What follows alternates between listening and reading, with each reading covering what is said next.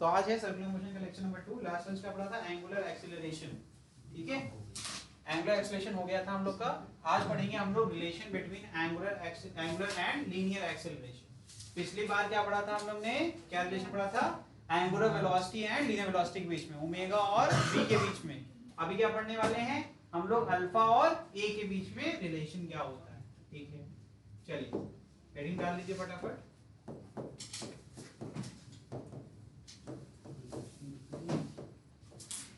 ठीक है, अल्फा क्या होता है? Angular acceleration. के क्या होता है? Linear acceleration. ठीक है, जो रिलेशंस आपको पहले से पता है उनका यूज कर सकते हैं, बिल्कुल कर सकते हैं। v क्या होता है? v इज इक्वल टू क्या था? ओमेगा क्रॉस r, यही सिखाया था ना मैंने। ठीक, अच्छा लीनियर एक्सीलरेशन को अगर लिखें तो चाहे अगर हम लोग, तो a vector can be written as dv by dt। ठीक है, इंस्टेंटेनियस लीनियर एक्सीलरेशन। और v को we can replace v by t omega cross r। सही है, ठीक है। अब यहाँ कौन सा लग जाएगा? डेरिवेटिव का कौन सा रूल लगेगा? Product rule. जब भी हम लोग डेरिवेट करते हैं ऐसे फंक्शन को जो कि किसी दो अलग अलग फंक्शन पर डिपेंड करता है, जिनके प्रोडक्ट पर डिपेंड करता है, जैसे यहाँ पर u इंटू वी होता है, तो फॉर्मूला क्या लिखवाया था मैंने? पहले एक बार u को बाहर ले लो, v को डिफरेंशिएट करो, फिर v को बाहर ले लो और u को डिफरेंशिएट करो, दोनों को ऐड कर दो। यहाँ पर दोनों वेरिएबल हैं, तो इसका मतलब है कि ये कुछ इस प्रकार से हो जाएगा। एक बार हमें ओमेगा को बाहर लेना पड़ेगा, तो क्या हो जाएगा? v upon dt। ठीक है, और एक बार यही तो होगा ना। ठीक, क्या हो गया? नहीं समझ में आया? कंपेयर करो ना, ये फॉर्मूला ऊपर लिखा हुआ है, क्या है भाई? एक हो गया u, एक हो गया v। ठीक है, तो क्या करेंगे? अगर हमने u को कॉमन लिया, यानी कि ओमेगा को मैंने कॉमन लिया, तो सर बी लिखा है आपने। कहाँ हमने आगे? सर वो गलती से आपने। अच्छा ठीक है, मिस्टेक हो गई, माफ करना। यहाँ क्या हो जाएगा? ये r हो जाएगा। इसको ठीक है, अब ठीक है, तो ठीक कर दिया ना। ठीक है, ध्यान देना इसमें, एक चीज बहुत ध्यान देना तुम लोग, कि क्रॉस प्रोडक्ट में कभी भी इसको आगे पीछे नहीं कर सकते। रीजन क्या है? a cross b is not equal to b cross a।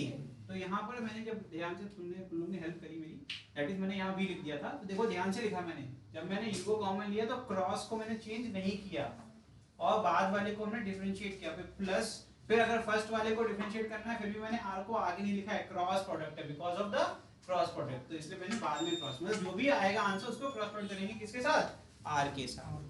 ठीक है, तो यहाँ से तो सिंपल बन गया, यहाँ से फॉर्मूले आपके पास पहले से ही है, तो यहाँ से आ गया omega cross dr by dt क्या होता है? v। क्या होता है? v होता है ना? होता है कि नहीं होता है भैया?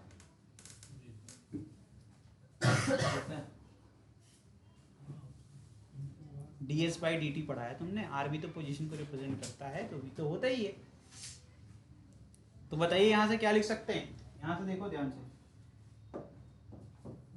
तो अगर हम चाहें तो एक्सेलरेशन को a vector will be equal to what?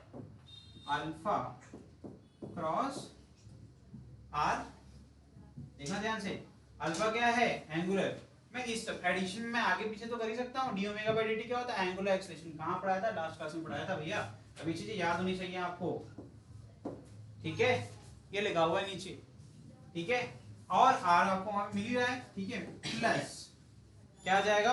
Omega cross v, omega cross v vector. यहां से मिला कैसे? इंस्टेंटेनियस वेलोसिटी का एक सिंपल फॉर्मूला होता है। इंस्टेंटेनियस लीनियर वेलोसिटी क्या होता है?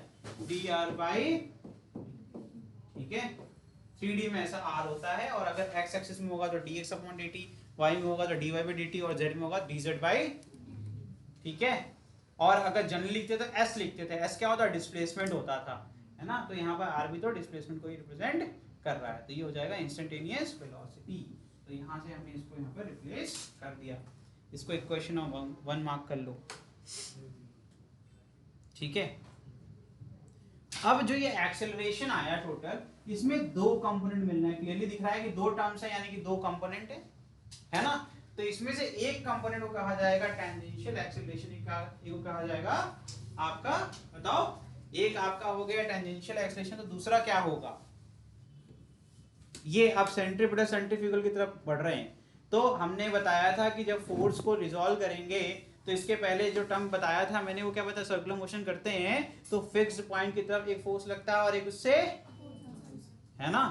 तो एक आपका रेडियल हो जाएगा, क्योंकि अगर फोर्स है तो वहां पर एक्सेलरेशन भी होगा, जिसको बाद में कहेंगे सेंट्रीपिटल एक्सेलरेशन। क्या कहेंगे? Centripetal acceleration. लिखिए भाई यहाँ पर, देखिए ए टेंजेंशियल, ठीक है। ए टेंजेंशियल इक्वल टू होता है अल्फा क्रॉस, क्या हो जाएगा? Alpha cross R. जरा अभी इसको रटने की जरूरत नहीं है, जरा इसको हम लोग करके देखते हैं। कहाँ गया फिगर भाई? पीछे हम लोगों ने फिगर बनाया था ना। अच्छा मुझे ये बताओ, अल्फा कैसे निकालोगे? अल्फा का क्या फॉर्मूला था? D omega by D T. तो अगर अल्फा का डायरेक्शन अगर देखना है तो किसको देख लो? ओमेगा को देख लो। नहीं पच रहा अभी भी? कैसे यार, इतना सब कुछ पढ़ डाले, अभी भी नहीं पच रहा है तो बड़ी दिक्कत की बात है। ऐसे सीखा था दो, अगर कोई वेक्टर फॉर्मूले को अगर हम डिराइव करते हैं तो जो डायरेक्शन होती है वो किस पे डिपेंड होती है? जो भी वेक्टर क्वांटिटी होती है फॉर्मूले के अंदर, तो अगर ये वेक्टर है तो किस पे डिपेंड करेगा? एक्सेलरेशन डायरेक्शन पे। तभी तो कहते हैं फोर्स और एक्सेलरेशन हमेशा एक डायरेक्शन में ही हो सकते हैं, अलग नहीं हो सकते। तो भैया जब यहाँ पर मैंने alpha is equal to D omega by D T कर दिया, अल्फा एक वेक्टर है तो ये किस पर डिपेंड करता है यार? टाइम तो स्केलर होता है ना, ओमेगा पे ही तो डिपेंड करेगा। अभी भी नहीं पच रहा क्या? समझ आ गया सर। आ गया? अब देखना ध्यान से, जरा देखो, ओमेगा यानी कि अब यहीं पर अल्फा भी इसी लाइन पर होगा, मतलब एंगुलर एक्सेलरेशन कहाँ पाया जाएगा? हमेशा एक्सिस पर, एक्सिस पर पाया जाएगा। तो अगर ये अल्फा हो गया और यहाँ पर आर है, तो अल्फा क्रॉस आर कहाँ क्या आएगा? टेंजेंशियल। हमेशा v के ही डायरेक्शन में होगा कि नहीं होगा? मतलब या तो इधर हो सकता है या तो इधर हो सकता है, किसी भी पॉइंट पर हमेशा वो टेंजेंट की वाली लाइन पर पाया जाए कि नहीं पाया जाएगा? इसको मैंने क्या कह दिया, क्योंकि यहाँ पर रिटार्डिंग एक्सेलरेशन वाली चीज भी होती है। तो ये नहीं कहूंगा कि हमेशा v के डायरेक्शन में होगा। अगर रिटार्डिंग हो गया तो तब तो अपोजिट हो जाएगा ना। मैं बस ये कहूंगा कि टेंजेंट वाली लाइन पर है या नहीं है, तो मुझे बस वो देखना है, टेंजेंट की लाइन पर ही पाया जाता है, इसलिए मैंने कहा उसको टेंजेंशियल एक्सेलरेशन। समझ में आया? तो अल्फा क्रॉस आर का जो कंपोनेंट है हमेशा वो इस लाइन पर आएगा, बिकॉज वो हमेशा इन दोनों के परपेंडिकुलर। तो इन दोनों के परपेंडिकुलर कौन सी लाइन है? सिर्फ ये लाइन, जो कि यहाँ से भी पास हो रही है। ये दोनों पैरेलल हैं, इसका मतलब यहाँ वाला लाइन, ये वाली लाइन, दोनों क्या हो जाएंगी? अल्फा और ओमेगा और आर, यानी कि अल्फा और आर दोनों की परपेंडिकुलर होगा। समझ में आ रहा है कि नहीं आ रहा है? देखो, जिसको अभी भी नहीं आ रहा उसके लिए ये देखो, अल्फा इस लाइन के ऐसे परपेंडिकुलर और आर यहाँ पर परपेंडिकुलर। समझ में आ गया? इसीलिए, ठीक है। समझ में आ गया तो लिख डालो फटाफट, लिखिए, यहां लिखिए फटाफट। Alpha cross R is tangential acceleration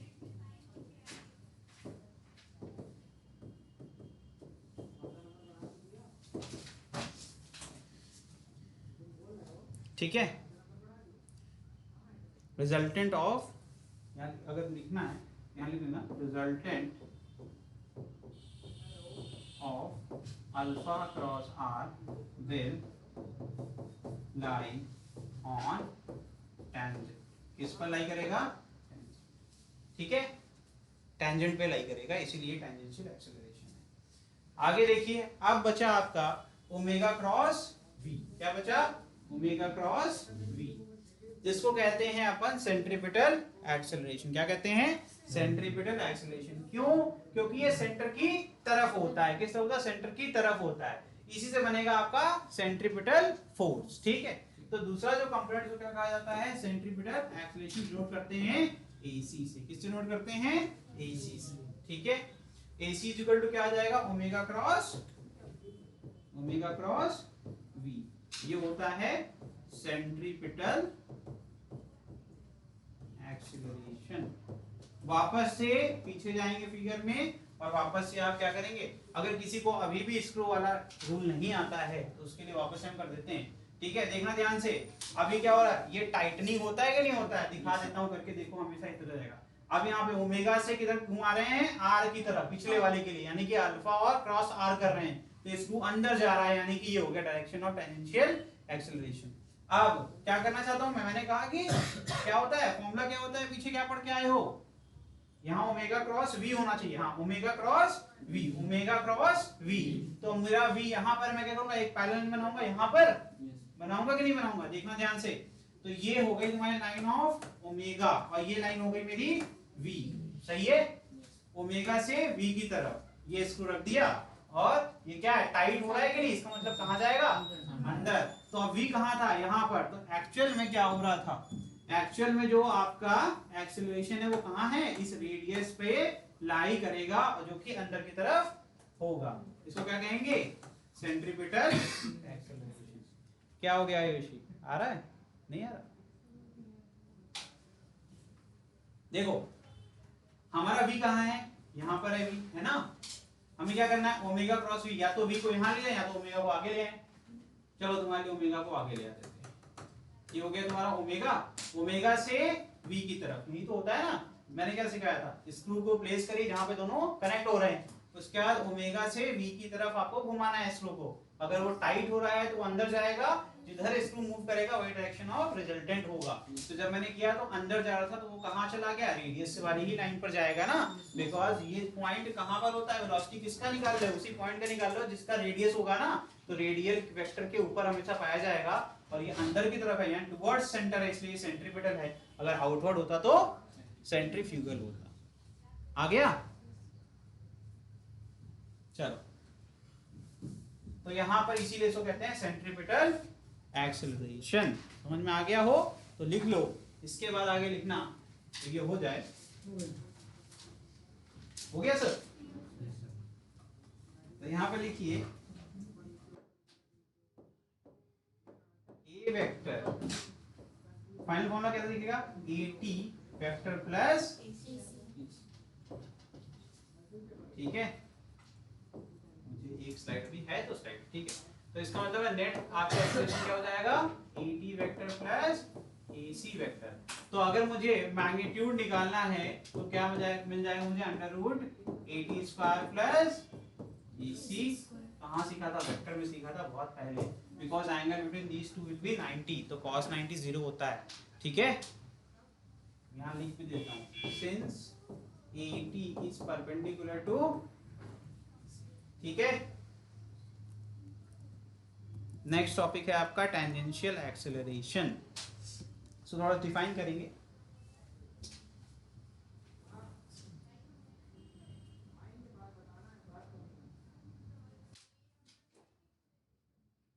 figure गलत है, ये फिगर है सेंट्रीपिटल का, ये सेंट्रीपिटल का फिगर है, दिस फिगर इज रॉन्ग, ये जो एनिमेशन है दिस इज फॉर सेंट्रीपिटल, ये तो पहले ही सिखा दिया था मैंने, ठीक है, ये तो मैंने पहले ही सिखा दिया था, अब एनिमेशन में देख ही लो, ठीक है। ये क्या दिखा रहा है, AC कहाँ दिखा रहा है, अंदर ही तो दिखा रहा है कि नहीं दिखा रहा है, अगर टेंजेंशियल का एनिमेशन को बनना था तो क्या होना चाहिए था, यहाँ पर V की जगह क्या होना चाहिए था, AT होना चाहिए था, है ना, तब बनता आपका टेंजेंशियल एक्सेलरेशन। यहाँ लिख लो, थोड़ा सा लिखो, बस कुछ पॉइंट लिखवाऊंगा, ठीक है। AT वेक्टर क्या हो जाएगा, अल्फा क्रॉस R, यही तो था ना, डायरेक्शन के बारे में लिखूंगा, इस डायरेक्शन लिखिए, its direction will be parallel to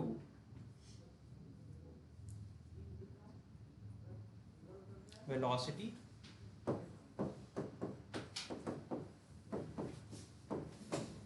ठीक है, यानी कि v vector is parallel to what, AT, ये तो हम लोगों ने प्रूफ कर लिया पीछे, ठीक है।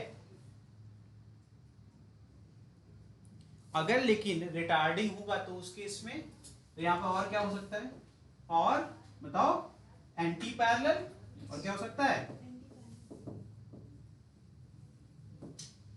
रहेगा लेकिन हमेशा टेंजेंट वाली लाइन पर ही एक्सेलरेशन।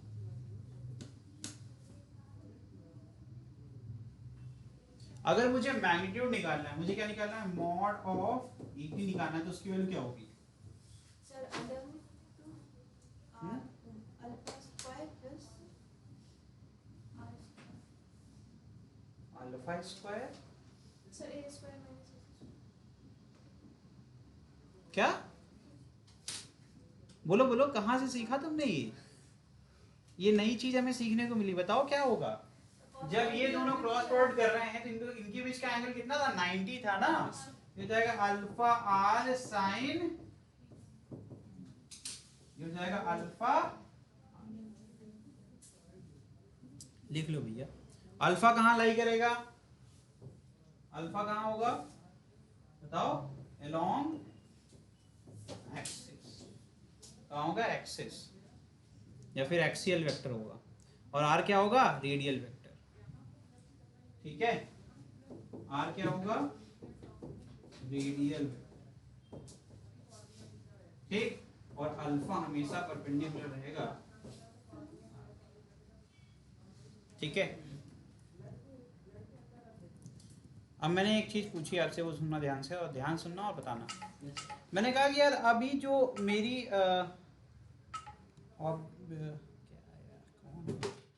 ठीक है, मैंने कहा अभी जो ऑब्जेक्ट मोशन कर रहा है, ठीक है, वो एक कांस्टेंट स्पीड से सर्कुलर मोशन कर रहा है। मैंने केस लिया, मेरे केस में मैंने बोला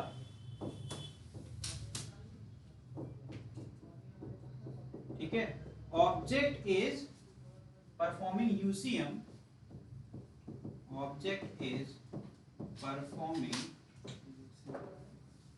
UCM with constant speed। अब मुझे बताओ AT कितना होगा? AT कितना होगा जल्दी से बताओ, टाइम नहीं है।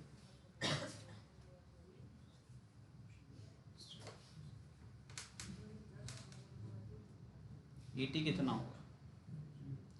0। AT कितना होगा? 0। ठीक है, जब भी कांस्टेंट स्पीड की बात आ जाएगी तो फिर उस केस में मैंने पहले लिखा यूनिफॉर्म सर्कुलर मोशन, तो टेंजेंशियल क्या हो जाएगा? 0। ठीक है,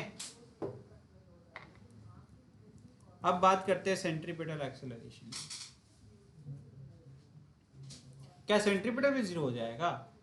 अगर सेंट्रीपिटल 0 हो गया ना, तब तो हो चुका, तब तो स्ट्रेट लाइन मोशन करने लगेगा वो। क्यों? क्योंकि अगर कोई फोर्स नहीं लगेगा फिक्स पॉइंट के तरफ तो बैलेंस कैसे होगा? बैलेंस नहीं होगा तो वो उसके ऊपर कोई फोर्स नहीं होता, चलेगा भैया सीधे चलते हैं। क्योंकि देखो स्ट्रेट लाइन मोशन में एक्सेलरेशन 0 हो सकता है in case of uniform motion. Object constant speed से मोशन करेगा, स्ट्रेट लाइन में करेगा, तो एक्सेलरेशन चेंज इन वेलोसिटी क्या होता है? Change in velocity upon time. तो चेंज इन वेलोसिटी 0 हो जाएगा तो एक्सेलरेशन कैन बी 0, मोशन तब भी परफॉर्म होगा। लेकिन अगर सेंट्रीपिटल 0 हो गया तब तो भैया वो फिक्स पॉइंट की तरफ कोई अट्रैक्शन ही नहीं है, तो वो सीधे निकल जाएगा। तो इसका मतलब कोई है जो इसको बांध के रखता है किसी फिक्स पॉइंट की तरफ, तभी सर्कुलर मोशन ये कर पाता है। तो ये इमेजिनरी फोर्स होता है जो कि दिखता तो नहीं लेकिन हमेशा एक्ट करता है। ठीक है, तो सेंट्रीपिटल फोर्स, तो इसका मतलब सेंट्रीपिटल एक्सेलरेशन भी 0 नहीं होने वाला है। तो सेंट्रीपिटल एक्सेलरेशन की बात करते हैं। ठीक है, ये एनिमेशन में ठीक है, ये दिखा रहा है सेंट्रीपिटल एक्सेलरेशन, ये हो जाएगा तुम्हारा v। ठीक है, ये हो गया तुम्हारा v और ये हो जाएगा तुम्हारा vc। ठीक है, चलो तो यहां लिखो क्या हो जाएगा? ओमेगा क्रॉस v, ये क्या हो जाएगा? Omega cross v। ठीक है, अगर हमने मान लिया इस केस में, सुनना ध्यान से, मैंने मान लेते हैं let r vector is in i cap direction, यानी किधर है वो? Positive x axis. कहाँ है वो? Positive x axis. ठीक है, और ओमेगा कहाँ है? And omega is in j cap direction. कहाँ है? ठीक है, तब उस केस में AC क्या होगा? और ये बताएगा हमारा प्यारा हर्षित।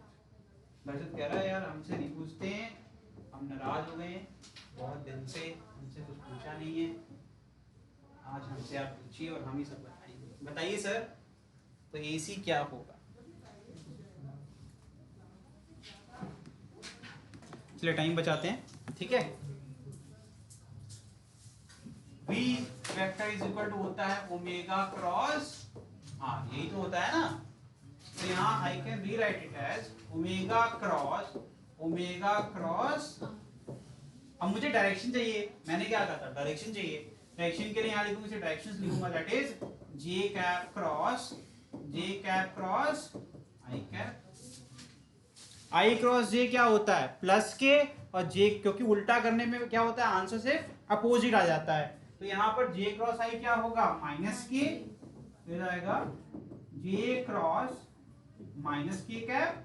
अब माइनस साइन बाहर कर लो, और J क्रॉस K क्या होगा, ये तो सही ऑर्डर में है, ये आएगा I, तो आंसर क्या आएगा, माइनस I, है ना। इस इंस्टेंट पे क्या आएगा आंसर, माइनस I। तो अगर मैं एक पर्टिकुलर पोजीशन की बात करता हूं जहां पर R की डायरेक्शन क्या है, I कैप, ओमेगा डायरेक्शन क्या है, J कैप, ये है मेरा ओमेगा, जो कि किधर है, J कैप। तो सेंट्रीपेटल एक्सेलरेशन क्या होगा इस पॉइंट पर, तो माइनस, ये क्या रिप्रेजेंट कर रहा है ना, ये क्या है, रेडियली इनवर्ड। अब ये ओमेगा यहाँ बन नहीं रहा, ओमेगा कहाँ बनता है, सेंटर पे बनता है ना। तो ये बेसिकली क्या है, ये आपके पैरेलल लाइन बनाई गई जो ऑब्जेक्ट मोशन कर रहा था, सर्कुलर मोशन, उसके ऊपर लेके, जैसे मैंने इसको समझाने के लिए किया था, यहाँ पर होता है ओमेगा और यहाँ पर बना के हम क्या करते हैं, क्रॉस प्लॉट कर रहे हैं ना। तो हम एक पैरेलल लाइन बनाएंगे ताकि हमें रिजल्टेंट मिल जाए। रिजल्टेंट क्या मिलेगा, यहाँ पर अंदर की तरफ किसी एक इंस्टेंट पे बना दो यार तुम लोग सर्कल बना के, ठीक है, उस इंस्टेंट पर देखोगे तो तुम्हें आंसर मिल जाएगा। ओके, अच्छा एक और चीज है जो R है, देखो यहाँ पे ओमेगा क्रॉस R करेंगे तो हमें क्या मिल रहा है, यहाँ पर माइनस के, तो डायरेक्शन ऑफ क्या मिल रहा है तुमको, वेलोसिटी वेक्टर। क्या मिल रहा है, वेलोसिटी। अब यहाँ पर आपके पास क्या एक्स वाई प्लेन है, जेड आपको मिलेगा नहीं, तो इस केस में वाई एक्सिस पर कौन बैठा हुआ है, axis of the circular motion. तो आपको ये आउटसाइड द फ्रेम दिखेगा या इनसाइड द फ्रेम दिखेगा। तो इस केस में वेलोसिटी क्या इनसाइड दिख रही है, तो सर्कुलर कैसे हो रहा होगा, इस प्रकार से हो रहा होगा। पेपर चाहिए होगा मुझे थोड़ा, दो यार कॉपी वाली दो, इस वाली इस कॉपी दो पीछे, इसमें फाड़ना वाला नहीं मिलेगा। वो क्या रहा है, जनरली अगर हम किसी कॉपी को देखें तो इसमें देखो एक हो जाएगा आपका y, एक हो जाएगा x। प्रॉब्लम क्या आ रही है इस केस में, यहाँ पर क्या दिया हुआ है, r क्या है, i के डायरेक्शन में, यानी कि x में चला गया, ठीक है। आपका v कहाँ जा रहा है, माइनस के। तो अगर ये y है जो कि ओमेगा को रिप्रेजेंट करता है, और ये क्या हो गया आपका आई कैप हो गया, और ये माइनस आई हो गया, सुनना ध्यान से सुनना। तो इसका मतलब है कि अगर हम किसी भी इंस्टेंट पर अगर कंपोनेंट देखेंगे, भाई साहब देखो ध्यान से देखोगे, तो ये वाली उंगली जो मेरी है वो किधर माइनस के जा रही है, और अगर आउटसाइड कर देंगे तो क्या हो जाएगा, प्लस, क्योंकि ये लाइन हो जाएगी आपकी। तो ये जो सर्कल हो रहा होगा वो इस प्रकार से हो रहा होगा, है ना, जहां पर तुम्हें x और y दिख रहा है लेकिन z आपको नहीं दिख रहा है। z कहाँ है, किसी भी इंस्टेंट पर रोकोगे तो कहाँ जाएगा इसका टेंजेंट। तो अभी जिस इंस्टेंट पर मुझे बताया गया उस इंस्टेंट के हिसाब से जो मेरी वेलोसिटी वो क्या आएगी, ऑब्वियसली इसको मुझे घुमाना है, इसके आगे ले जाना है, तो मुझे टेंजेंटली इन्वर्ट करना पड़ेगा, तभी तो अंदर जाएगा ये पेपर। नहीं तो अगर मुझे बाहर ले आना होगा तो मैं बाहर की तरफ लगाऊंगा। तो सही तो आ रहा है, v कहाँ आ रहा है अंदर, ओमेगा कहाँ लाई करता है, हमेशा यहाँ पर, ओमेगा तो यहीं पर बैठा हुआ है। और जब मैं इनको सॉल्व कर रहे हैं तो देखो सेंट्रीपेटल एक्सेलरेशन अंदर आ रहा है कि नहीं आ रहा है, और यही आना भी चाहिए। यहाँ बैठे हुए हैं ऑब्जेक्ट, इस पर लग रहा है, अंदर तो लगे कि नहीं लगे, कहाँ लगेगा, एक्सिस की लाइन। ठीक है, सबको आ रहा है समझ में, चलो तो ये था इसमें, ठीक है। आगे बढ़ जाएं, तो इसको लिख डालिए फटाफट। तो अगर मुझे मैग्नीट्यूड निकालना होगा तो मैग्नीट्यूड कितना आएगा, अगर सिर्फ मुझे मैग्नीट्यूड से मतलब है तो उस केस में मैग्नीट्यूड ऑफ AC क्या हो जाएगा, क्या आ जाएगा, ओमेगा स्क्वायर, क्या आएगा, ओमेगा स्क्वायर आएगा, ओमेगा V आएगा, ओमेगा V साइन 90। तो ओमेगा V आ गया और V की वैल्यू अपन पुट कर देंगे। तो अगर लिखना ही है तो यहाँ क्या लिखेंगे, ओमेगा V साइन 90 या फिर ओमेगा V, ठीक है। जिसको लिख सकते हैं ओमेगा लिख सकते हैं V अपॉन R, तो यहां से क्या बन जाएगा, V स्क्वायर अपॉन, ठीक है। या फिर ओमेगा स्क्वायर आर, जो मैंने पहले बोला था ओमेगा स्क्वायर आर। कैसे, यही देख लो यार, ये जगह था देखो, omega R sine 90, omega R बचेगा, फिर ओमेगा क्रॉस ओमेगा आर करोगे तो क्या मिलेगा, ओमेगा स्क्वायर। ठीक है, ठीक है। नहीं, जिसको अभी भी कह रहा नहीं नहीं हमें नहीं आ रहा, ऐसे में पढ़ाओ, मैं कहूंगा ये आ गया था तुम्हारा भैया, ये आ गया तो v बराबर क्या होगा, ओमेगा इंटू आर ही तो होगा, ये पहले ही पढ़ा दिया था। ठीक है, ओमेगा इज इक्वल टू, अगर v अपॉन आर होता तो v is equal to omega R होता, पुट कर लेना, you will get these values. ठीक है, समझ में सबको आ गया। तो अगर मुझे किसी ने कह दिया इसको कन्वर्ट करो वेक्टर फॉर्म में, तो मैं लिखूंगा कोई बात नहीं यार, v स्क्वायर अपॉन आर, और यहाँ लिख दूंगा minus R unit vector. Minus R से क्या हो जाएगा, रेडियली इनवर्ड। माइनस आर का मतलब क्या है, आर क्या रिप्रेजेंट कर रहा है, रेडियस को रिप्रेजेंट कर रहा है। माइनस आर का मतलब है टुवर्ड्स द सेंटर, क्योंकि रेडियल वेक्टर हमेशा सेंटर से दूर जाता है। इसको अभी भी कुछ नहीं आता है, उसके लिए सेंटर से जो पहले सेकंड में पढ़ना स्टार्ट किया, अभी जस्ट जागा है, उसके लिए रेडियस हमेशा भैया आउटवर्ड होता है, सेंटर से दूर। तो इस पे माइनस लग जाएगा, इसका मतलब कहां जा रहा है वो, सेंटर की तरफ। किसी भी इंस्टेंट पर रेडियल वेक्टर खासकर से किसी भी इंस्टेंट में माइनस आर का मतलब क्या होगा, हमेशा टुवर्ड्स द सेंटर। तो इसका मतलब मुझे कुछ चेंज ही नहीं करना पड़ेगा किसी भी इंस्टेंट के लिए। यहाँ आर आ गया, इससे में फायदा हो गया, क्यों, किसी भी इंस्टेंट पे रेडियस तो आर ही रहेगा, और जो भी उसका डायरेक्शन होगा उसी का अपोजिट करना, तो हमेशा सेंट्रीपिटल एक्सीलरेशन मुझे हमेशा मिलता रहेगा। ना मुझे आई का झंझट, ना मुझे जे का झंझट, रेडियल वेक्टर से इस्तेमाल करेंगे। ठीक है, चलिए ये नोट कर लीजिए। अच्छा ये मुझे बताओ, क्या ये कंडीशनल है कि ऑलवेज ट्रूथ है, क्या ये किसी पर्टिकुलर कंडीशन में या हमेशा सही होगा सर्कुलर मोशन में।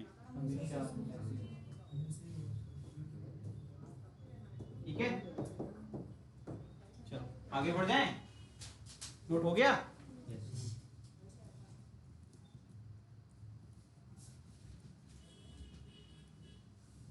चलिए, uniform circular motion, magnitude of v vector will be constant. यही सिंपल है ना लॉजिक इसमें, तभी तो बनेगा। तो if a particle moves with constant speed in a circle, the motion is called uniform circular motion. In uniform circular motion, a resultant non-zero force act on the particle. The acceleration is due to the change in direction of the velocity vector, और कुछ इसमें change होने वाला नहीं है। In uniform circular यानी UCM बोलूंगा मैं, टेंजेंशियल क्या होगा, हमेशा zero. The acceleration of particle is toward the center, और उसकी वैल्यू कितनी होगी, v square upon r। मैंने कहा था ना AC कभी जीरो नहीं होगा, वो जीरो हो जाएगा तो स्ट्रेट लाइन मोशन करने लगेगा। और यहाँ पर पीछे प्रूव करके आ रहा हूँ, AC की वैल्यू कितनी थी, ओमेगा स्क्वायर आर, या फिर v स्क्वायर अपॉन आर, या फिर ओमेगा v, पीछे करके आ रहे हैं। तो उनमें से एक वैल्यू यहाँ पर लिखी v square upon are.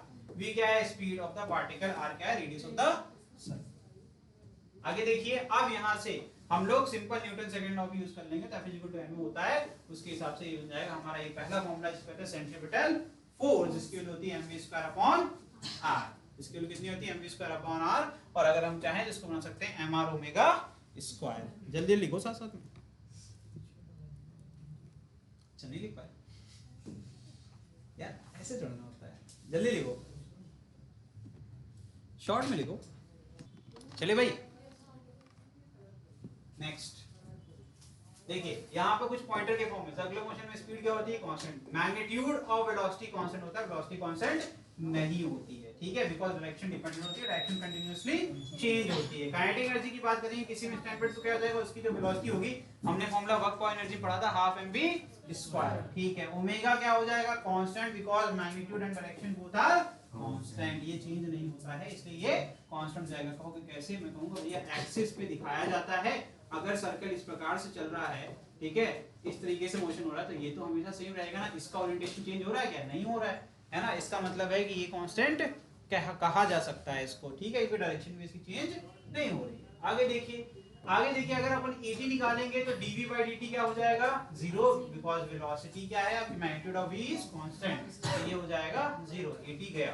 Alpha की बात करें, अल्फा जीरो, बिकॉज वो AT अपॉन r है, तो ये गया जीरो। तो alpha is equal to d omega by dt, इस केस में भी क्या हो जाएगा, ये जीरो। तो हम प्रूव कर रहे हैं दो ऑप्शन लेकर, तो बचा क्या, सिर्फ और सिर्फ बचा हमारे पास सेंट्रीपिटल कंपोनेंट, तो टोटल एक्सीलरेशन सेंट्रीपिटल के बराबर हो जाएगा। यहाँ जाएगा ओमेगा वी के बराबर ओमेगा स्क्वायर आर या फिर वी स्क्वायर अपॉन आर। ये तीनों वैल्यू एक ही चीज को रिप्रेजेंट करते हैं, दैट इज सेंट्रीपिटल एक्सेलरेशन। और ये कभी भी कांस्टेंट नहीं होगा because change in the direction, radial vector का डायरेक्शन चेंज होगा जैसे जैसे position of the object change होगी। रेडियल वेक्टर अभी आउटवर्ड है, अभी देखो अभी कह रहा हूँ ईस्ट की तरफ जा रहा है, मैंने कहा ऑब्जेक्ट यहाँ पहुंच गया, कहाँ जा रहा है, नॉर्थ जा रहा है, फिर इधर वेस्ट जाएगा, अब इधर इसके आगे नहीं जाएगा, ठीक है। तो इसके नीचे क्या होगा आपका, ठीक है। तो मैं 4 इंस्टेंट लूंगा तब भी आपका रेडियल वेक्टर डायरेक्शन चेंज हो गया ना, और माइनस आर है तो माइनस आर का भी डायरेक्शन चेंज हो जाएगा, यानी कि जब अपन वेस्ट तरफ पॉइंट करेंगे रेडियस तो सेंटीमीटर क्या होगा, नॉर्थ, वेस्ट बोलो, साउथ करेंगे तो नॉर्थ, नॉर्थ करेंगे साउथ, ईस्ट करेंगे वेस्ट और वेस्ट करेंगे तो ईस्ट। समझ में आ गया ना। तो सेंट्रीपिटल हमेशा अपोजिट होगा रेडियल के किसी भी इंस्टेंट पर। तो मैंने 4 इंस्टेंट लिए इसलिए उस हिसाब से ठीक है लिखा, टोटल लिखा होगा, ये टोटल होगा भाई।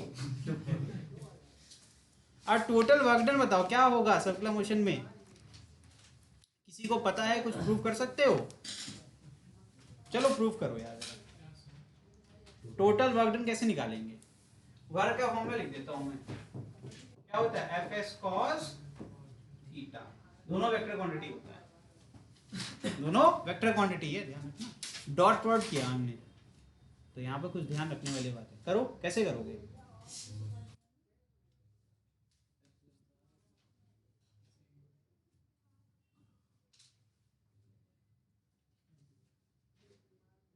अच्छा मुझे ये बताओ जो डिस्प्लेसमेंट वेक्टर है और जो फोर्स है इनके बीच का एंगल कितना होगा, 90। हाँ थीटा कितना होगा, ठीक है। तो इसका मतलब वर्क क्या आ गया, तब करो, काहे टाइम वेस्ट करोगे अपना, ठीक है। थीटा कितना होता है 90, एफ और एस के बीच में, इसीलिए वर्क क्या हो जाएगा, आदित्य कह रहे हैं क्या ही चल रहा है क्यों गुरु, आ रहा है समझ में, बताओ कैसे हुआ, कहाँ है एस वेक्टर, कैसे पता तुमको कि ये 90 ये होगा, वहां कहाँ दिख रहा है, हमको नहीं दिख रहा, अच्छा ये वाला, अच्छा यहाँ तो V था लेकिन ये तो S नहीं है यार, चीटिंग हो गई तुम्हारे साथ, वो S होना चाहिए था ना, चलो उनको ना काट देना ना। वेलोसिटी फॉर्मूला होता है, अभी सिखाया यार मैंने, सिखाया था, कैसे सिखाया था, डायरेक्शन चेंज नहीं होती, ये चीज याद क्यों नहीं कर लेते, यहाँ कहाँ सिखाया था, यूनिट एंड डायमेंशन सिखाया था पहला चैप्टर। यूनिट जब कैसे निकालते हैं, डिराइव्ड क्वांटिटी होती है, तो वेलोसिटी डिराइव्ड होती है डिस्प्लेसमेंट अपॉन, और ये कौन सा डिस्प्लेसमेंट है, लीनियर है ना। तो अब लीनियर वेलोसिटी का फॉर्मूले में जब ये आ रहा है, इसका मतलब लीनियर वेलोसिटी की डायरेक्शन ही एस की डायरेक्शन होगी, तो यहाँ पर एस वेक्टर भी लिख सकते हैं। तो एंगल क्या मिलेगा, हमेशा परपेंडिकुलर, थीटा क्या आएगा हमेशा 90, वर्क क्या हो जाएगा, अब ठीक है ना। तो इस चीज को समझ के चलो, ज्यादा बेहतर है, ठीक। पावर क्या होगा, पावर का फॉर्मूला क्या होता है, पावर होता है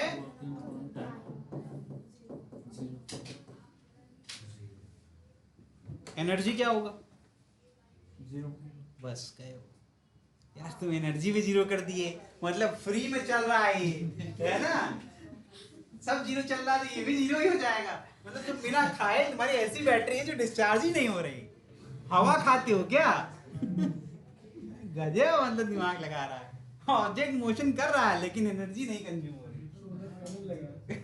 सोलर पैनल लगाए ना, तब भी पढ़े लिखे होते तो सोलर पैनल में भी एनर्जी कन्वर्ट हो रही। नहीं सही है, अलग ही लेवल की बेइज्जती करवाने के लिए। देखिए अगर हमने हॉरिजॉन्टल प्लेन की बात कर रहे हैं, यूसीएम कहाँ होता है, हॉरिजॉन्टल प्लेन में, जहाँ दो कंपोनेंट रिजॉल्व कर सकते हैं। तो यहाँ पर देखिए लिखिए, एक पार्टिकल है, let a particle of mass m, particle of mass m is tied at one end, अब हम लोग प्रूफ कर रहे हैं, थोड़ा जो पढ़ के आ रहे हैं, ठीक है, tied at one end, हम लोग न्यूटन्स लॉ ऑफ मोशन मतलब एनएलएम वाला कंसेप्ट यूज करेंगे प्रूफ करने के लिए कि सेंट्रीपिटल फोर्स एग्जिस्ट करता है या नहीं करता है, ठीक है। कैसे करेंगे, अगर मैंने इसको रस्सी से बांधा है तो रस्सी में क्या होता है, टेंशन, और टेंशन की वैल्यू निकाली जा सकती है ना। और अगर यहाँ पर ये प्रूफ हो जाता है T equal to mv square upon r, इसका मतलब सेंट्रीपिटल फोर्स एग्जिस्ट कर रहा है। समझ में आ रहा है कि नहीं आ रहा है? और उसको कौन यहाँ बैलेंस कर रहा है? टेंशन कर रहा है। ठीक है, चलिए देखते हैं जरा। Tied at one and of a string of length r, of a string of length कितनी है? r, ठीक है, and it is made to revolve, and it is made to revolve in horizontal plane.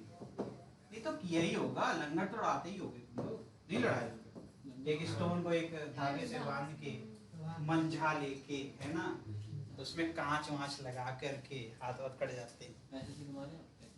हाँ वो तो घुमा सकते हो और छोड़ के आगे फोड़ सकते हो, वो बात तो है ही, करना मत कभी। ठीक, इस केस में तो वही हो रहा है ना, ऐसे हवा में ऐसे घुमा रहे हैं, है ना। तो क्या हो रहा है? हॉरिजॉन्टल प्लेन में सर्कल बन रहा है और आपका हाथ में, मतलब फिक्स पॉइंट कहाँ है? आपके हाथ में, है ना। वो स्ट्रिंग की लेंथ हो गई, जो स्टोन की लेंथ हो गई, है ना, लेंथ ऑफ द थ्रेड हो गया, और फिर यहाँ स्टोन हो गया जो कि घूम रहा है, तो इसका मास कितना हो गया? m। अब उसकी वेलोसिटी किसी इंस्टेंट पे कितनी मान लेंगे? v मान लेंगे। अब टेंशन इन द स्ट्रिंग निकाल लीजिए। तो यहाँ पर देखो, इस केस में अभी देख रहे हैं तो यहाँ पर एक mg दिख रहा है, mg तो लग ही रहा होगा, ठीक है। तो अगर इसको कांस्टेंट स्पीड v से घुमाएंगे तो सेंट्रीपिटल फोर्स कितना होगा आपका? बताइए कितना होगा? F सेंट्रीपिटल कितना होगा? mv स्क्वायर अपॉन r होगा कि नहीं होगा? और ये इसकी वैल्यू किसके बराबर होगी? T के बराबर, टेंशन इन द स्ट्रिंग, क्योंकि देखो टेंशन की डायरेक्शन क्या है? अंदर की तरफ, ठीक है। तो टेंशन अगर अंदर की तरफ है तो इधर कौन होता है? सेंट्रीपिटल। ये किसके बराबर है? तो यहाँ पर जो टेंशन है वो कैसे आ रहा है? Due to centripetal. सेंट्रीपिटल या centrifugal? Centrifugal is the cause, है ना। दोनों बैलेंस कर रहे हैं ना एक दूसरे को। अंदर का सेंट्रीपिटल होता है। टेंशन कैसे अंदर आता है? कैसे टेंशन आता है? टेंशन अगर मैंने ऐसे पकड़ लिया, हमने क्या सिखाया था? इधर अपन खींचेंगे, उसके अपोजिट, ठीक है। Centripetal force is provided by tension force. In this condition centripetal force is provided by tension। अच्छा, जब तुम लोग किए होगे तो हाथ पर यहाँ पर दबाव बनता होगा, है ना, है ना। कभी भी कुछ घुमाओ यार, तो इसका मतलब यहाँ पर जो फोर्स आ रहा है, इसका मतलब कोई इसको बाहर तरफ खींच रहा होगा। वो कौन है? वो सेंट्रीफ्यूगल है, जिसकी वजह से टेंशन आ रहा है। टेंशन आ रहा है तो यहाँ पे भी टेंशन होगा, क्योंकि इनवर्ड होगा स्टोन के एंड पर। वो कौन सा होगा? सेंट्रीपिटल। अगर वो थ्रेड टूट नहीं रहा है, इसका मतलब क्या है? उस पर नेट क्या हो रहा है? जीरो हो रहा है। सेंट्रीफ्यूगल कौन बैलेंस कर रहा है? टेंशन बैलेंस कर रहा है। अगर कोई भी एक्सीड करेगा तो फिर जिधर एक्सीड होगा उस तरफ क्या होगा? अंदर की तरफ आ जाएगा। अगर कभी देखो रिलीज करते हैं तो देखो तुरंत पहले थ्रेड आपका श्रिंक होता है। श्रिंक होता है कि नहीं होता है? टेंशन जैसे ही खत्म होगा वैसे स्ट्रिंग वापस से, और एक तरफ ज्यादा फोर्स जाएगा तो थ्री। और हमेशा ध्यान रखना कि अगर मैंने कहा कि इस समय इसकी वेलोसिटी इस तरफ है और मैंने रिलीज किया तो क्या करेगा? ये सर्कुलर मोशन करेगा या स्ट्रेट लाइन मोशन करेगा? जैसे ही मैं रिलीज कर रहा हूँ स्ट्रेट लाइन मोशन करेगा। क्या करेगा? ये हो जाएगा आपका जीरो। जैसे ही खत्म, टेंशन खत्म, तुरंत आपका बैलेंस खत्म, उसके लिए हो जाएगा। इसके बाद ऑब्जेक्ट एग्जिट कर चुका है किसको? सर्कुलर मोशन को। तो अगर मोमेंटम, जो हमने थ्योरम पढ़ा था, न्यूटन साहब ने सिखाया था कि sudden change in momentum is not possible. तो जब तक फोर्स लग रहा है तब तक तो मोमेंटम चेंज कर रहे हो। जैसे ही फोर्स जीरो होगा वैसे ही अपने लास्ट जो स्टेज इसकी थी उसी को वो फॉलो करेगा। तो लास्ट स्टेज क्या है? वेलोसिटी डायरेक्शन ये है, तो इसी डायरेक्शन में ये स्ट्रेट लाइन पाथ फॉलो करेगा। तो जैसे अगर मैंने यहाँ रिलीज किया और यहाँ पर मैंने छोड़ा तो कौन जाएगा? ठीक है। तो मतलब किसी भी अगर मान लो कि अगर ये डायरेक्शन ऑफ वेलोसिटी अगर जब मैं रिलीज कर रहा हूँ तो इसी पाथ को फॉलो करेगा और जो भी होगा उसकी आंखें, ठीक है। तो ऐसा करना मत किसी के साथ, लेकिन दुश्मन को ऐसे खड़ा करके तुम वही रहना। चश्मा लगाया होगा, चश्मा लगाया होगा, चश्मे के साथ जाएगा। नहीं आप भी केस में हो सकते हैं आप चश्मा हमें मत यार, हमारे साथ क्या भैया।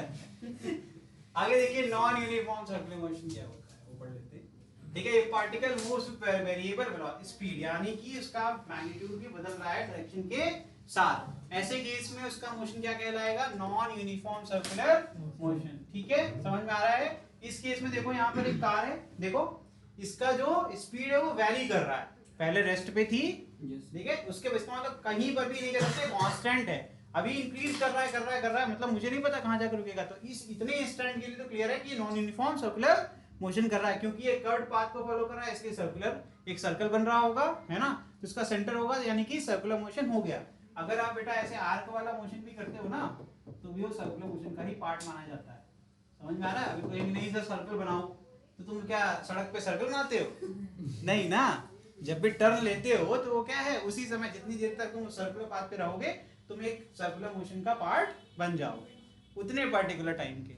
ठीक है, तो यही हो गया। तो यहाँ पर भी ये सर्कुलर मोशन का ही पार्ट है। इस केस में ये नॉन यूनिफॉर्म सर्कुलर मोशन हो रहा है। यहाँ पर इतना अच्छा है, देखो इस केस में देखो इसका स्टेट चेंज नहीं हो रहा है, मैग्नीट्यूड चेंज नहीं हो रहा है, लेकिन डायरेक्शन चेंज हो रही है। इस केस में देखो, है ना, इसकी मैग्नीट्यूड चेंज हो रही है, रुक रहा है ना, तो इसका मतलब स्पीड क्या हो रही है, जीरो की तरफ जा रही होगी, फिर से चेंज हो रही होगी, है ना, ये नॉन यूनिफॉर्म हो गया। फिर यहाँ कंपोनेंट बने हुए हैं, क्योंकि नॉन यूनिफॉर्म है तो टेंजेंशियल एक्सेलरेशन जीरो नहीं होगा। ठीक है, जब ये जीरो नहीं होगा तो इसका मतलब क्लियर है कि यहाँ पर क्या हो जाएगा, दो वेक्टर बनेंगे, एक सेंट्रीपिटल का बनेगा और एक, और हमें अच्छे से पता है इन दोनों को हम कैसे ऐड करते हैं, parallelogram law of vector addition, है ना, और रिजल्टेंट कहाँ आएगा, कोई भी एक ही बनाते हैं पैरेलल, चाहे आप इसका बनाइए चाहे इसका, मैंने इसका बना लिया, तो यहाँ पर ये क्या बन जाएगा, रिजल्टेंट बन जाएगा, जिसके लिए होगी AT प्लस EC वेक्टर, है ना। ये सब कहाँ पढ़ा था हम लोग ने, vector law algebra of vector addition, उसके अंदर पढ़ा था। ठीक है, लाइट गई है, ठीक है, लिख डालो फटाफट।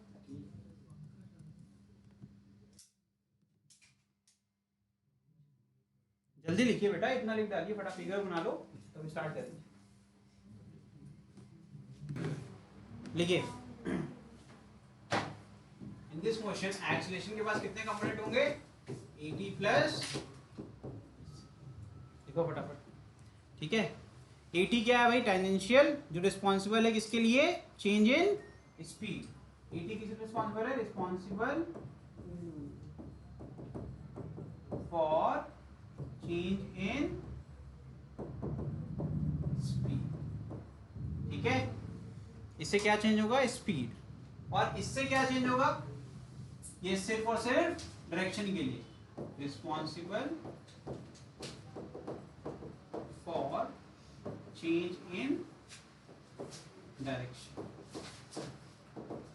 इसकी वजह से डायरेक्शन बदलती है। ठीक है,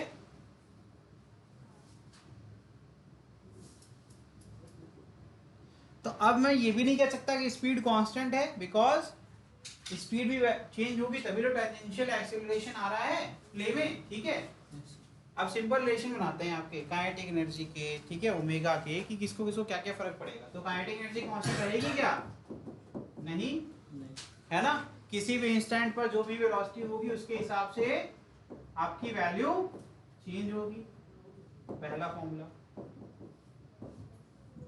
दूसरा फॉर्मूला लिखिए, ओमेगा, ओमेगा का जो मैग्नीट्यूड है वो किस पे डिपेंड करेगा, अगेन V अपॉन R।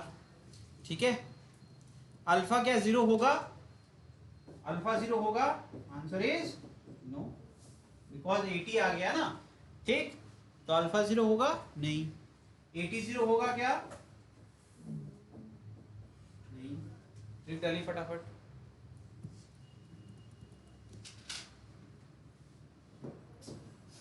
ये सेंटीमीटर की वैल्यू कितनी होगी, ओमेगा स्क्वायर R या फिर V square upon R। Net force on the body will be equal to what, अब बताओ मुझे जरा, ये बताओ, इसके पहले सब आता है दोनों, ये बताओ। अभी ये चीज यहाँ पर क्लियर है, सातवां पॉइंट मैं पहले लिख देता हूँ, A will be equal to AT plus ACP या फिर AC। ठीक है, ठीक, यहाँ पर क्या जाएंगे, अब दो फोर्स आएंगे, एक टेंजेंशियल और एक सेंट्रीपिटल। ठीक है, समझ में आ रहा है। और इसी प्रकार से F का मैग्नीट्यूड क्या हो जाएगा,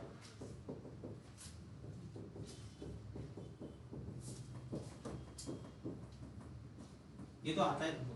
चलो इसमें बस कुछ चेंज करते हैं, वैल्यू पुट कर देते हैं। क्या आ जाएगा यहाँ, वैल्यू कितनी आएगी?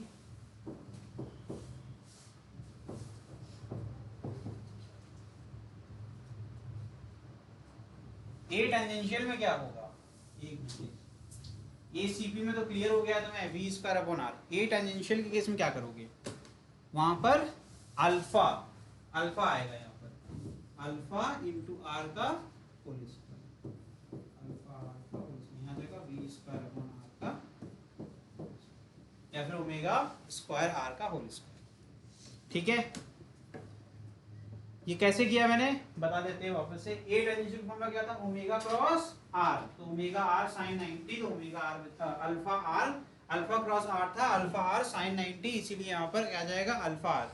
उस वाले केस में क्या था, ओमेगा क्रॉस आर था, ठीक है, इसलिए यहाँ पर वी स्क्वायर अपॉन आर, इसकी वैल्यू पहले ही निकाल चुके हैं हम लोग, तो हमने बस वैल्यू पुट करी है और कुछ भी नहीं करी है पीछे से। ठीक है, ये सारे पैरामीटर नोट कर लो। ठीक है, नेक्स्ट, चल नहीं रही क्या यार ये, फैन बंद करो,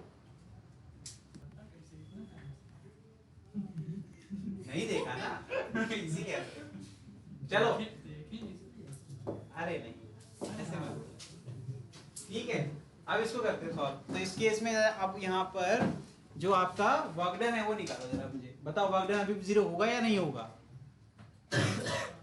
अभी यहाँ पर दो कंपोनेंट आएंगे, अब क्या बोलोगे आप, sir work done due to centripetal will be 0 but work done due to tangential force will cannot be equal to 0 because Ft और S के बीच में एंगल 0 हो जाएगा, इसलिए 0 नहीं होगा। इसकी वैल्यू कितनी आ जाएगी, Ft डॉट S लिख देते हैं पहले, क्या जाएगा Ft S cos 0, ये एक स्केलर क्वांटिटी होती है। ठीक है, लिख डालो फटाफट। पावर क्या 0 होगा, पावर भी अब यहाँ पर सेंट्रीपिटल कहेंगे तो 0 होगा, लेकिन जब टेंजेंशियल कहेंगे तो 0 नहीं होगा। तो अगेन पावर क्या आ जाएगा यहाँ पर FTS अपॉन टाइम। ठीक है, और S अपॉन T क्या होता है, अगर हम बात करें तो यहाँ लिख सकते हैं, अगर वेक्टर फॉर्म में लिखना चाहें तो ये जाएगा S upon T will be equal to F dot क्या लिया ये, ठीक है, फिर भी आंसर एफ वी आने वाला है, फिर वी होगी, दोनों के बीच में एंगल कितना होगा, 0 होगा। अरे वी भी तो एस के डायरेक्शन में ही होगा ना, एफ डॉट वी करोगे तब भी आंसर कितना आएगा, एफ वी तो आएगा। ठीक है, नोट कर लीजिए।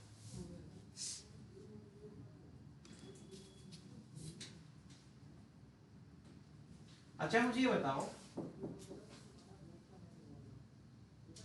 एंगल बिटवीन,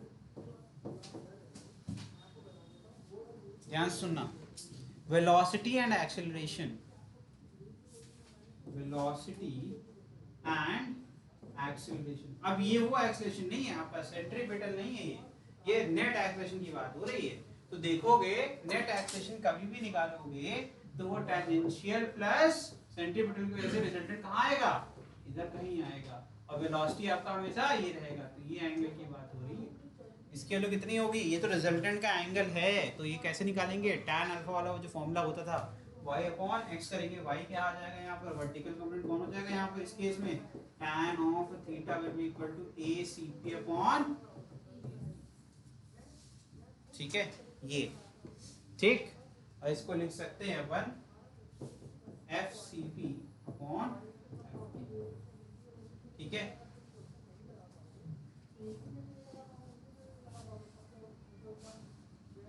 समझा दे। अच्छा पता तुम लोग पढ़ते उड़ते हो नहीं पीछे का, लेकिन दया आ जाती, फिर हम उससे समझाएं, फिर आगे बढ़ जाएं, फिर लगता है यार क्या ही करेंगे आगे जाके, दोबारा पढ़ाना ही पड़ेगा इन गधों को, है ना। तो इसीलिए फिर हम कहते हैं कि पढ़ा ही दो। मैंने कहा इस स्टैंड को यहाँ ले आओ, ये हो जाएगा 80, ये हो जाएगा 1, इसका रिजल्टेंट नहीं बताऊंगा बड़े भाई, यहाँ पर रिजल्टेंट आएगा बस ये कह दूंगा, इतने तो समझदार लगते हो तुम, लगते हो ना, ठीक है मान लेते हैं लगते हो, वो नहीं तो क्या हुआ। एक बेस हमने माना ये, एंगल कहाँ से बनेगा, यहीं से, रिजल्टेंट का एंगल मैंने कितना लिया, इसी की बात हो रही है, ठीक है। और tan थीटा क्या होता है भैया, परपेंडिकुलर अपॉन परपेंडिकुलर क्या है, ACP, ये क्या है ACP तो है, ACP का तो पहला वेक्टर बनाया मैंने, तो ACP अपॉन ET क्या बन जाएगा आपका tan ऑफ थीटा। यही है। अब ACP के डायरेक्शन में ही क्या है आपका, देखो कभी भी निकालोगे, हाँ यहाँ पर देखो AT क्या है आपका, AT की डायरेक्शन जो है वो कौन सा है आपका, AT वेलोसिटी डायरेक्शन है और एक्सेलरेशन क्या है ये, इनके बीच का एंगल कितना है थीटा। ठीक, तो tan थीटा मिल गया, तो थीटा मिल जाएगा कि नहीं मिल जाएगा, तो थीटा कितना आ गया, थीटा आ गया आपका tan इनवर्स ACP अपॉन, और हमसे क्या पूछा गया था, angle between velocity and acceleration. नहीं आया, ये तो सो रही है, ये पीछे बैठी है हवा में, ये एकदम पस्त है, आराम से सो रही है, इधर कभी लेट जाती है कभी उधर लेट जाती है। क्या हो गया, नींद आ रही है, जाओ मुंह धुलाओ, थोड़ा घूमो, हवा वो ले लो, ठीक है, थोड़ा बहुत आ जाएगा। ये सिंपल वेक्टर है, थोड़ा सा अभी फ्रेश माइंड में नहीं हो, थोड़ा तुम लोग सोच रहे हो जल्दी से खत्म हो जाए, इसे तो खत्म नहीं होती क्लास, चलो आगे बढ़ते हैं, ठीक है। इक्वेशन और सर्कुलर मोशन, ठीक, अब इसकी बात कर लेते हैं थोड़ा। देखो लीनियर वाला तो आपको अच्छे से आता है, इसमें कुछ नहीं बताऊंगा, आपको सीखना क्या है, रोटेशनल मोशन सीखना है ना, क्योंकि सर्कुलर मोशन में सारे कंपोनेंट्स चेंज हो गए। आपको v की जगह क्या मिलेगा ओमेगा, a की जगह क्या मिलेगा अल्फा, s की जगह क्या मिलेगा angular displacement that is theta, और v की जगह क्या मिलेगा ओमेगा अगेन, और ओमेगा नॉट क्या रिप्रेजेंट करता है, u को रिप्रेजेंट करता है, यानी कि initial angular velocity is omega naught. ठीक, s nth क्या nth डिस्प्लेसमेंट, nth सेकंड में जो डिस्प्लेसमेंट उसका फार्मूला स्पेशल फार्मूला था, ये बहुत इंपॉर्टेंट था। यहां पर अब nth सेकंड में एंगुलर डिस्प्लेसमेंट का ये फार्मूला बन जाएगा। ये क्या है, ये भी आपका सिंपल डिस्प्लेसमेंट, और यहाँ पे क्या जाएगा एंगुलर। देखा जाए तो सिर्फ पैरामीटर को चेंज किया गया और कुछ भी नहीं चेंज हुआ है, बाकी सारी चीजें सेम टू सेम, इसीलिए साथ में लिखा है ताकि याद ना करना पड़े। ये याद है तो ये भी आपको याद है, बस आपको बताना चाहिए कि v क्या है लीनियर, तो ओमेगा क्या है एंगुलर। ठीक, तो जहां जहां लीनियर है वहां वहां एंगुलर कंपोनेंट रख दो, आंसर आ जाएगा। ठीक है, तो ये थे आपके इक्वेशन ऑफ सर्कुलर मोशन। आगे बढ़ जाए, जल्दी करो।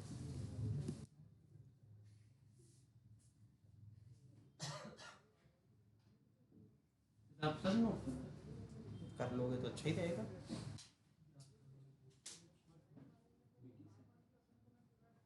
जल्दी करो जल्दी। सवाल ये है कि भैया जो हम लोग अगर जो वर्टिकल सर्कल वाला झूला होता है उसमें बैठते हैं तो अगर बहुत स्पीड में नीचे आता है तभी ऐसा होता है। पहली बात कंडीशन बता देते हैं, लिफ्ट वाला केस पड़ा था, लिफ्ट में भी तो वेटलेस की कंडीशन थी। कब होता है ऐसा, डाउनलोड आते जो वेट एक्चुअल होता है वो ज्यादा हो जाता है अपरेंस से। किससे ज्यादा हो जाता है, अपरेंस से actual acceleration due to gravity वाला केस था वो, कि जब अपवर्ड जो है वो क्या हो जाए, a की वैल्यू जो अपवर्ड फोर्स लग रहा है ma लग रहा है वो mg के बराबर, तो आप क्या हो जाओगे वेटलेस हो जाओगे। तो इसका मतलब है कि हमारा कंडीशन ऐसा होना चाहिए कि जो mg लग रहा है उसके अगेंस्ट में जो फोर्स लगेगा वो कितना होना चाहिए, तो एक्सेलरेशन कितना होना चाहिए, अपवर्ड एक्सेलरेशन कितना होना चाहिए 9.8 मीटर पर सेकेंड स्क्वायर। मास तो तुम्हारा सही भी रहेगा, तभी ऐसा होता है। और देखो ध्यान से, वो स्पीड में चलता है तभी होता है, हमेशा नहीं होता है। स्लो स्लो में तो पता नहीं चलेगा, उसकी वेलोसिटी कांस्टेंट होती है ना। अच्छा कांस्टेंट हो जाती है, मैं पूछ रहा हूं सर। धीमे धीमे चलता है तो कांस्टेंट नहीं हो जाती भाई, वो कंटीन्यूअस चेंज होता है ना, उसमें वेरिएबल मास होता है। जितने लोग बैठे हैं हमेशा उतरते रहते हैं, चढ़ते रहते हैं, चक्कर लगाता रहता है, गिनता रहता है, तो वो कांस्टेंट पे चल ही नहीं पाता बेचारा।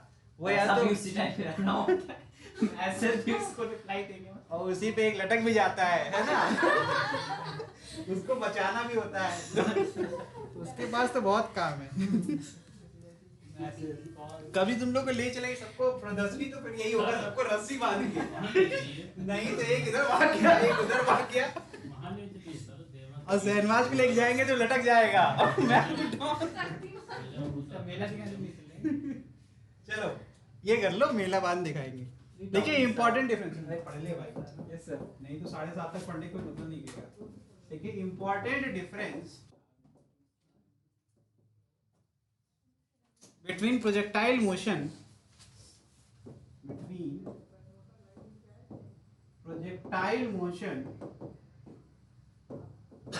And UCM uniform circular motion. देखिए इसके अंदर in projectile motion projectile motion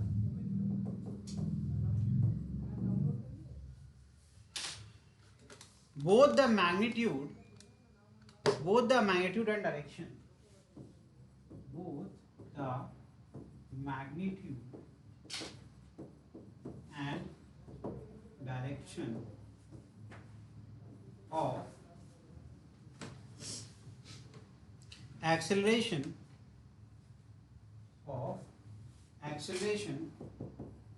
remains constant.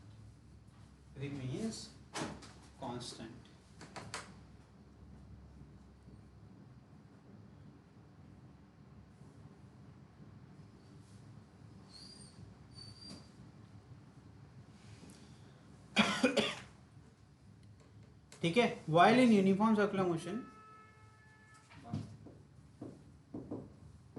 in UCM magnitude is constant, but direction keeps changing.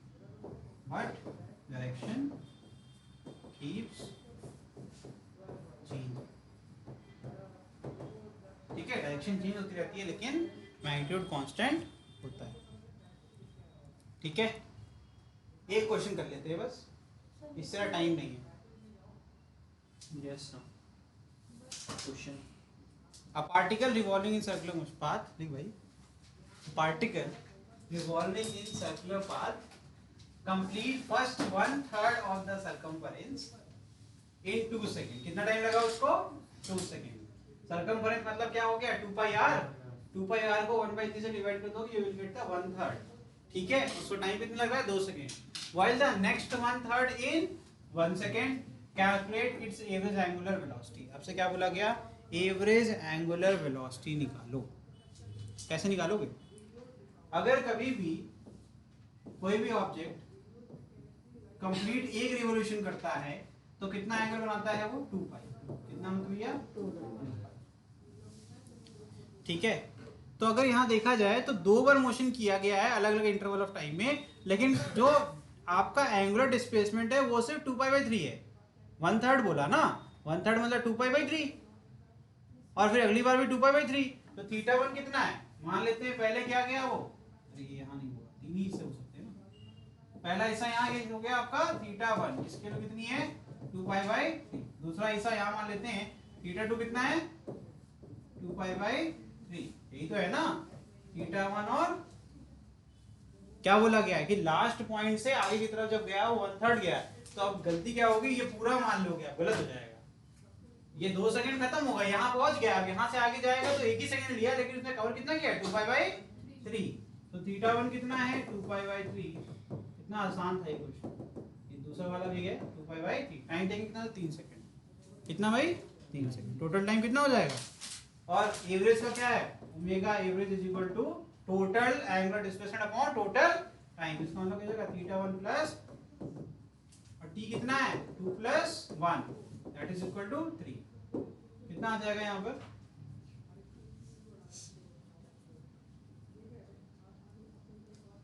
4π/9. 4π/9 radian पर सेकंड. क्या इसमें भी कंफ्यूजन है? 2π/3 + 2π/3 कितना होगा? 4π/3. 3 नीचे आ जाएगा, 3 × 9 होता है. क्या इसमें भी कंफ्यूजन है? अरे बाप रे. देखो भैया, 2π/3 प्लस 2π/3 एलसीएम कितना आएगा? 3 आएगा. नीचे क्या है? 3. 4π/3 नीचे 3, ये कहाँ आ जाएगा? इसके साथ. क्या आंसर आ गया? 4π/रेडियन पर सेकंड. ठीक है, ये हो जाएगा. Next question. Two moving particle P and Q are 10 metre apart. इतनी दूरी R दिया हुआ है 10 मीटर. ये जो मैंने लिखवाया ना प्रॉपर्टी डायरेक्टली यूज हो रही है. ठीक है, फिर से कंपोनेंट ही तो रिजॉल्व होगा. तो 2 केस रिलेटेड वेलोसिटी मिलते हैं. एक क्या था? दोनों सेम डायरेक्शन में मूविंग कर रहे हैं, और एक क्या था? ऐसे में क्या होता था? ऐड हो जाती थी. बस इतना ही कर लोगे, आंसर आ जाएगा. होगा कि नहीं होगा? अरे भाई, जब हम v1 और v2 से मूव करते थे सेम डायरेक्शन में, तो क्या होता था, अगर हम 2 के बात कर रहे हैं तो 2 के रिस्पेक्ट बात कर रहे हैं तो यहाँ V21 क्या जाएगा, V2 माइनस V1, यही होता था ना हमेशा से। इसी प्रकार से यहाँ करेंगे तो अब करीब आ रहा है तो रिलेटिव क्या होता था, ऐड हो जाता था। इस केस में भी क्या हो रहा है पता है, बस इतना ही सीखना था आपको। यहाँ पर कंपोनेंट डिसॉल्व करोगे तो एक ये मिल जाएगा और एक, दोनों एक ही तरफ है, यानी कि क्या हो जाएंगे, एडिशन हो जाएगा। ठीक है, आंसर निकालो। तो ओमेगा का आंसर क्या था, वी रिलेटिव अपॉन जो आपका टोटल दूरी थी, है ना, ओरिजिनल डिस्टेंस कितना आएगा 10 मीटर। ये फॉर्मूला लिखवाया हुआ है मैंने, ठीक है। तो ओमेगा कितना आ जाएगा, कहोगे कहाँ लिखवाया है, तो प्लीज चेक कर लो, हेडिंग पढ़ाई थी मेरे को इस क्वेश्चन के लिए स्पेशली एक हेडिंग पढ़ाई थी, ठीक है। तो क्या आ जाएगा, एक आ जाएगा आपका, कितना दिया हुआ है पी के लिए, कितना दिया हुआ है, इनकी दूरी 10 मीटर है, पी क्या है 8 मीटर पर सेकंड, तो हो जाएगा P cos 30 plus Q we Q, VP cos 30 we Q cos 30 upon क्या आ जाएगा, इनके बीच की दूरी दैट इज आर। तो यहाँ जाएगा 8 कॉस 30 प्लस ये वी क्यू कितना है 6 कॉस 30 अपॉन 10। आंसर कितना आएगा बच्चे, कॉस 30 कितना होता है, आंसर बताओ। 3/2 होता है, हाँ। करो।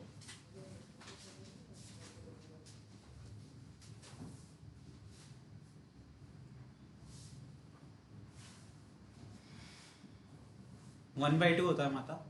cos 30 under root 3/2 under root 3/2 होता है क्योंकि साइन सर। अच्छा हाँ, गलती हो गई मुझसे। सही कह रहे सही कह रहे सही कह रहे, निकालो किसका आंसर आएगा। तो इस केस में यहाँ पर एक गलती है फिर मुझसे। यहाँ पर लिखवाया है, यहाँ हेडिंग लिखवा देते हैं, कहाँ गलती हुई मुझसे, गलती हुई है तो पूरी बेइज्जती होनी चाहिए ना, प्रॉपर, कम नहीं होनी चाहिए। ये हेडिंग की गलती क्या हुई, परपेंडिकुलर कंपोनेंट, क्या लिखा हुआ है परपेंडिकुलर, मैंने क्या लिया हॉरिजॉन्टल कंपोनेंट, गलती दिखी, लेकिन मैंने दूसरे तरीके से सॉल्व करने की कोशिश की। लेकिन ये रिलेटिव वेलोसिटी क्या है आपका, परपेंडिकुलर कंपोनेंट का मैंने हॉरिजॉन्टल कर लिया, ये गलत हो गया। ठीक, अब सही हो जाएगा आंसर। तो यहाँ पर क्या आ जाएगा, आ जाएगा sin 30, क्या आएगा, तो यहाँ पर अब यहाँ पर लिखेंगे अपन Vp sin 30 VQ sin 30, और जब ये करेंगे तो यहाँ जाएगा sin 30, ये जाएगा sin 30, ये कितना आ जाएगा 7/रेडियन पर। यहाँ पर ये वाला कंसेप्ट लग रहा है, लेकिन और द परपेंडिकुलर, किसके लिए, परपेंडिकुलर, ठीक है। ये चलिए ठीक है, आज के लिए इतना ही, अब मिलेंगे अगली क्लास में। Thank you. कोई भागेगा नहीं।